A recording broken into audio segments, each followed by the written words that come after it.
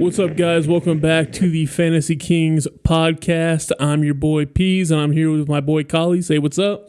What's up, everybody? What's up, Peez? Doing great, man. Hope you guys are doing great out there, too. So, Collin, let me ask you a question, because, you and I play fantasy football a lot. When it comes to snake drafts, what are your thoughts? Is it luck? Is it skill? What are your thoughts there? Is it a mixture? What are we going with? I'm going to go with it's a blend of both, but I would say it's a little bit more lucky. I can't stress this enough. Sometimes it's just, a roll of the dice on where you're at in the draft. And that can be a significant difference for you being able to wrap around and get two top-tier players or having to wait, 20-plus players. That's a good point. And, I feel the same way. I think it's mostly luck. And so that's what got us started into the research that we've done. So to give you brief background on the research, and then we'll get into the stats that we found out. Basically, what I did is I found 50 leagues from Yahoo that were 12-team leagues where 16 made the playoffs, and you had half-point PPR. And so what I did with that is I analyzed all of the leagues. I made sure that all of their statistics were the same. I'm talking pass yards. I'm talking points per receiving. I'm talking everything. That's why I can only find 50. We went through over, 300 leagues? 400 leagues. Triple that. We went through a lot of leagues trying to find the exact so we can make sure that our statistics were right. And so here's what we found out. So if you had the number one overall pick, you made the playoffs 36% of the time. Okay? Now, if you had the number one pick, you won the championship only 4% of the time. Now, the most common player picked at 101 was JT, Jonathan Taylor. And we know he got hurt, and that's probably why you only made the playoffs 36% of the time. So that's what I found out from pick one. Collin, what'd you get for pick two? Pick two looks a lot different, but I will say that, 4% is pretty surprising there. To have the number one overall pick, I think everybody just gets excited for the number one pick, right? Oh, yeah. It's like you feel like you get the most. You get the most hype there. You want to throw it on people's face. It's flashy, but to kind of anybody you want, right? But to figure out that 4% of the time, I mean that's pretty terrible. I mean it couldn't get any worse unless it's 3% or less. Or could it? But let's talk about the number two choice. They make the playoffs 60% of the times. And that roughly ends and translates to about 8% with titles. And, the most popular player for the last few years has been, CMC, Christian McCaffrey. Yep. He's had a little bit of the injury bug, but, how can you pass someone up there when they're that talented? Yep. And CMC was going at number two was surprising to me, but, it paid off 60% in the playoffs. That's nothing to sneeze at, right? No, absolutely.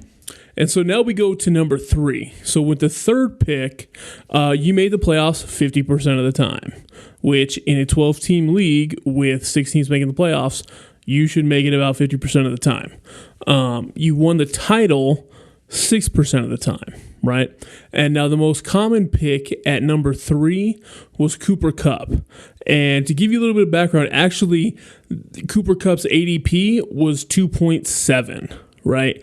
And CMC's was 2.4. So for the sake of this video, we rounded down and rounded up. So that's how you got CMC at 2, and I'm saying Kupp at 3. So just to give you guys a heads up, that's how we're doing this kind of math here. So that's where we were at 3, 50%, 6% titles, and Cooper Kupp is the most common pick. So Collin, what do we have for number 4? At number 4, we're looking at a 34% playoff chance. That's the percentage in which you're really looking at, and it translates to about 6% with titles, championships. And then last, it comes down to Jamar Chase. The Bengals, they've have exciting offense. I mean, everybody just loves Joe Burrow. I think they just have a buzz. They're a little flashy. And he's just, the number one receiver and a high-producing offense. Yeah, and they were just, they were out of the Super Bowl, right? They just got off a Super Bowl appearance. He had a monster rookie season. He definitely did. The year before that. So that's why I think you saw him being drafted so high. As one, he had just a monster season, and two, they were coming, he had a monster rookie season. They were coming off the Super Bowl. And, I remember he was being a little bit underdrafted because he had a couple drops in the preseason his rookie year. Yeah, they were really concerned about his hands. I mean, Butterfinger hands over there. I mean, and then he got into the league, and it was not a problem. Right.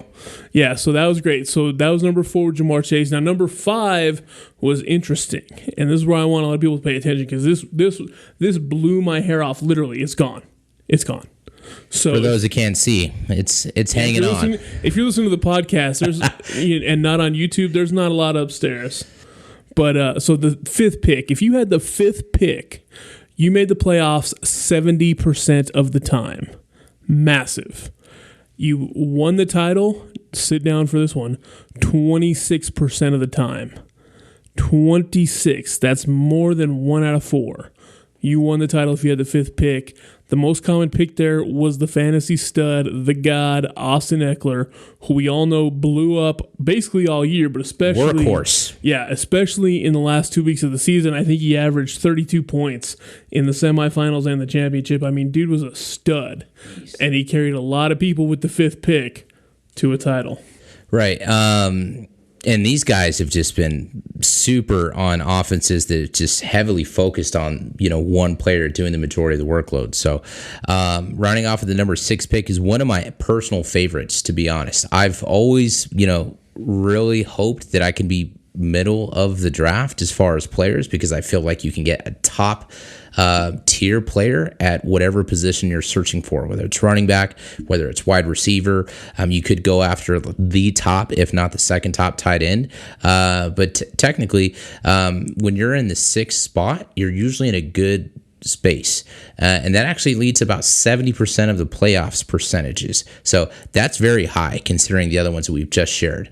And that ultimately translates to about 14% as far as getting titles.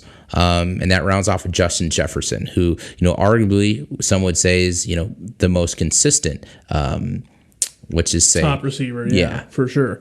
And, that was also surprising. We had, Justin Jefferson and Austin Eckler were 5 and 6 respectively. And Justin, with Eckler, you won the title 26% of the time, whereas with Jefferson, you only won 14%. So I was like, why was that? Well, in week 17 last year, Justin Jefferson got locked up. He only had 2 points in half-point PPR scoring.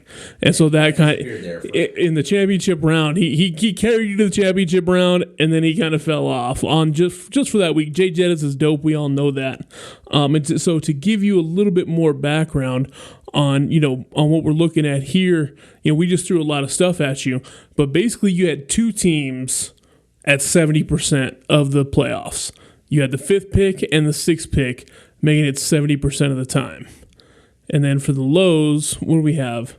We had the 1st pick only making it 36% of the time, and the 4th pick making it 34% of the time. Okay?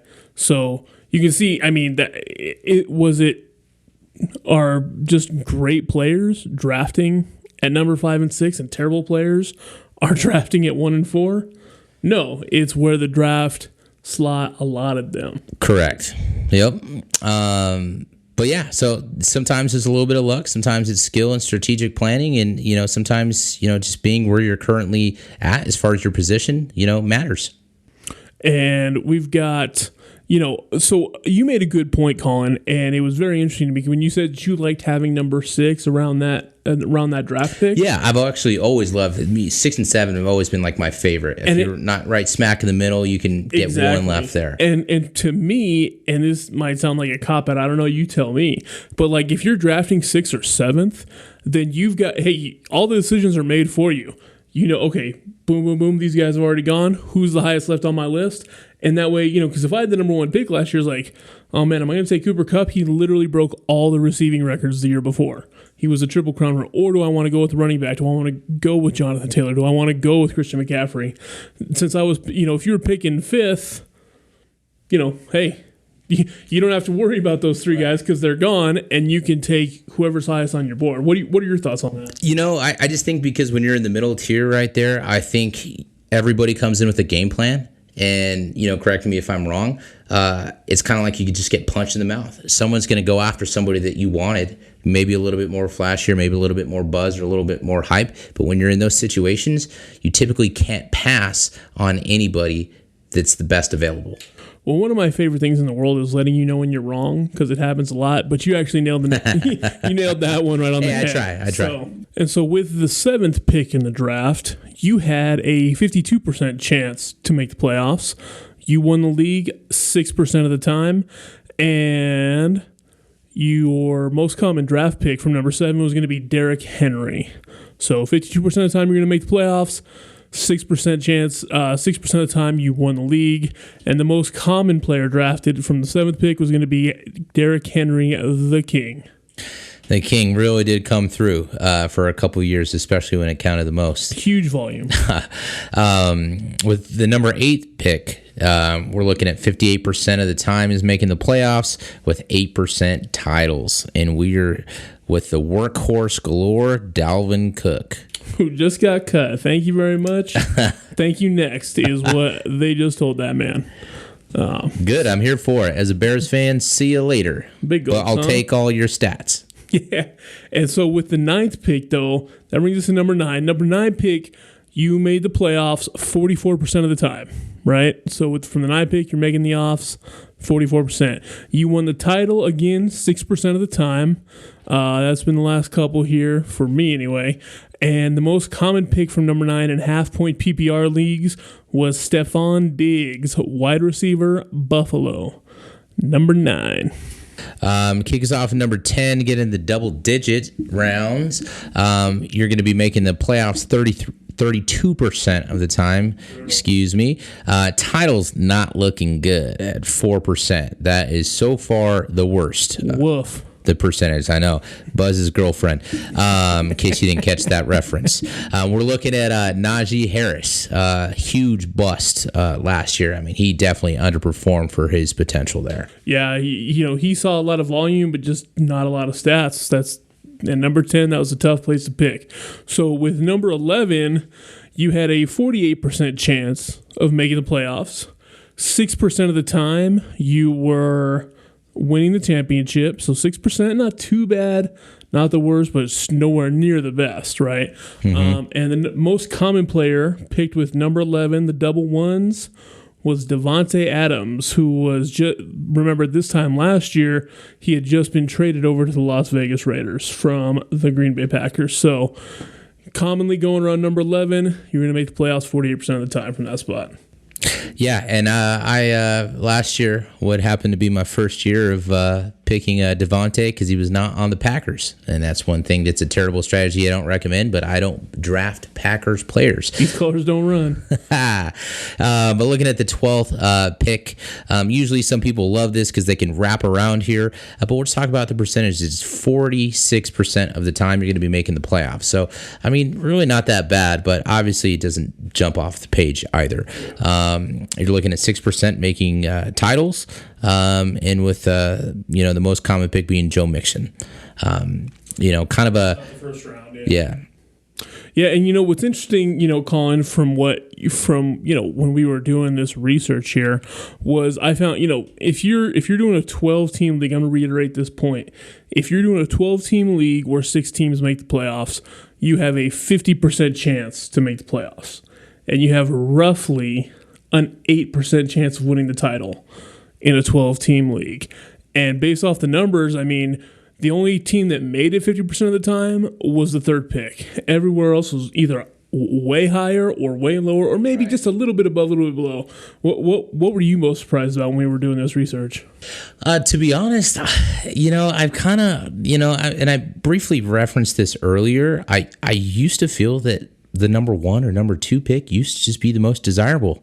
There was always buzz. That's what you wanted. You felt like you can choose whoever you wanted. But does that pay dividends? Percentages. No. Yeah, I mean, if you look at it from just purely made the playoffs, right? If you wanted to have the best chance of making the playoffs last year, the number 5 pick and the number 6 pick both made it 70% of the time. Clearly. Right. The highest percentage we saw. And then the next highest after those two, you had the 2nd pick, which was 60%, so a full 10% lower than 5 and 6 at the second pick, where a lot of people were getting Christian McCaffrey, who did. He had a bounce back year. Yeah, he did. And honestly, it was needed because I think the majority of the country over here was just fed up with him being a top tier name and just injury prone. I mean, skill set was there, workload was there. But when it comes down to, players being healthy, we can't control that. We're making educated guesses here. But he did live up to his hype, and the people who stayed loyal benefited. Absolutely. I was one of those, as you well know. You lucky. Lucky SOB. But, but the other thing that stood out to me a lot was, again, if you are in a 12-team league, you should have roughly an 8% chance of winning. If you had either 5 or 6, the fifth pick won 26%. That is just incredible. If you look at the last half, so if you look at pick 7 through 12, the closest there was going to be 8% from the number 8 pick, which, I mean, looks like I need to do some bribing just to get in those middle round picks. It seems like those pay the most. I mean, this year they certainly did. There have been years, like I remember when Patrick Mahomes first started, he was like on the championship team of, like, it was something dumb, like 33% of the time. But that was when Patrick Mahomes, he never started before. He was, it was his second year, but it was his first year starting, and he threw for 50 touchdowns because he's a baller and he's the greatest player we've ever seen. But, people were drafting him as a late round flyer, and then he turned into the QB1 and the fantasy one. So you have outlier years like that, but mostly you're going to see, like this year, most common, Austin Eckler. Second most common, Justin Jefferson. And those are the guys that blew up. Yeah, if anybody caught that little Chiefs plug there, the Peez is a diehard Chiefs fan. So there may be a little bias there. But hey, I'll be biased too. I always pick Bears players. And that's probably my downfall. But who cares? I am me, and I love the Bears. Let's go. Yep. So anyway, that's going to bring up the end of our episode on the is snake draft luck or skill. We've laid out the evidence for you. I think it's pretty clear that most of it is going to be luck of where you drafted and how does that spot do each year. So do us a favor, hit that like, hit that subscribe, leave us a comment. Do you like this video? What would you like to see in future videos? And we'll be sure to get to you guys. And remember, when you're playing fantasy, you're playing for the crown.